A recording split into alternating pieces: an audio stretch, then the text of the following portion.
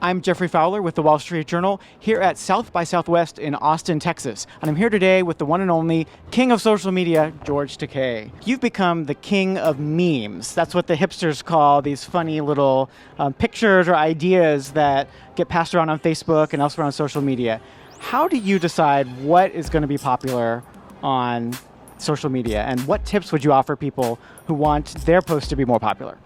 Well, I know my fans. I know my audience. They originate out of sci-fi geeks and nerds. So anything that has that kind of science or sci-fi or future funnies, I select.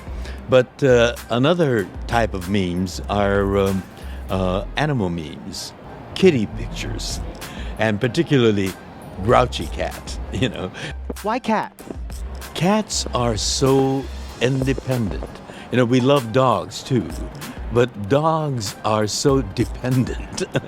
But cats have their own regal and sometimes arrogant individuality. And when you put human emotions on them or human attitudes on them, it's hilarious. So when I made that discovery, I started doing a lot of that. And the audience started to grow. And as it grows, then you can hit them with substantial issues, timely issues, or ask them to support certain events that are happening in the world. Have that base, and then you can deal with issues, whether it's equality for LGBT people or getting the word out on outrageous actions by our elected officials, or to bring succor to people that are suffering. Is social media just for young people? My dad's about the same age as you, but he's not on Facebook. Should he get on Facebook? And let's tell him why. Well, first of all, connection with their family. And that's the key to getting so many of them to consider it. And if your family's in Europe or in Latin America or in Asia, this is a wonderful way for grandparents to connect with the grandchildren, see them growing up, find out what they are interested in, what they love, what to get them, send them for presents, and that's the key to getting people to realize this is a wonderful medium. Is there any technology that's available today that reminds you of the things that we used to imagine on Star Trek many decades ago? We've gone beyond the Star Trek technology. We literally live in a science fiction world. Back in the 60s, when Star Trek came on, we had astounding, mind-boggling technology.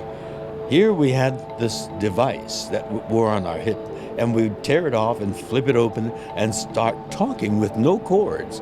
Amazing. We've gone way past that. Now we're getting Google Glass. Here at South by Southwest, just came from a panel on a term that's not very polite that they use for people who wear Google Glass. It's glass holes. So do you think that this technology has in any ways made us more rude or hurt our manners?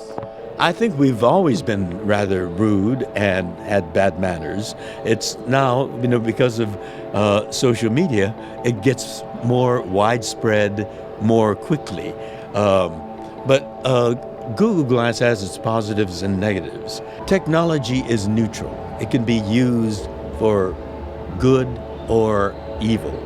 And it's up to our intelligence and our integrity to make sure that we try to use it as positively as we can.